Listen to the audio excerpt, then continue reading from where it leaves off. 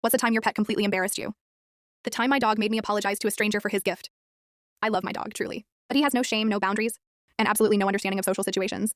His name is Murphy A, 75-pound golden retriever, with the personality of a toddler who just discovered chaos is fun. He's sweet, friendly, and dumb as a bag of warm bread. This happened about 3 years ago, back when I lived in an apartment complex with a big, open dog park in the center. It was a sunny Saturday morning with lots of people out. Kids playing, couples drinking coffee, and the usual weekend vibe. Murphy and I were on our daily walk. I had my headphones in, minding my business, when he started pulling toward the park. Normally that means he spotted another dog or someone eating food he needs to investigate. But this time his attention was locked on a woman sitting on a picnic blanket with a big basket beside her. She looked like something out of a commercial sundress. Floppy hat, reading a book.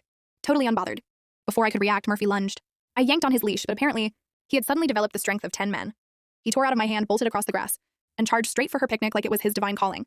In 3 seconds flat, he knocked over her orange juice, sat directly on her sandwich, grabbed a baguette from the basket like a medieval thief, and started sprinting away, tail wagging, bread flopping from his mouth like a victory flag. The entire park turned to watch. Kids pointed. Someone actually yelled, "Get him!" Meanwhile, I'm running after him, mortified, shouting, "Murphy, drop it!" Like that's ever worked in his life. The poor woman was frozen in place, holding her book, looking absolutely bewildered that a dog had just sat on her lunch.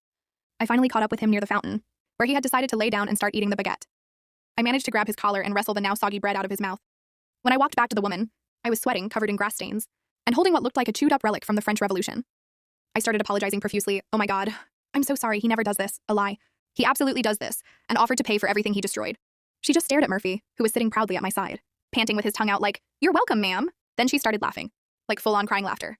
Apparently she was a vet tech and said, "Honestly, I've seen worse behavior from my patients. At least he has good taste." I ended up buying her lunch at the cafe nearby to make up for it. Murphy got a bath and a very stern lecture he absolutely ignored.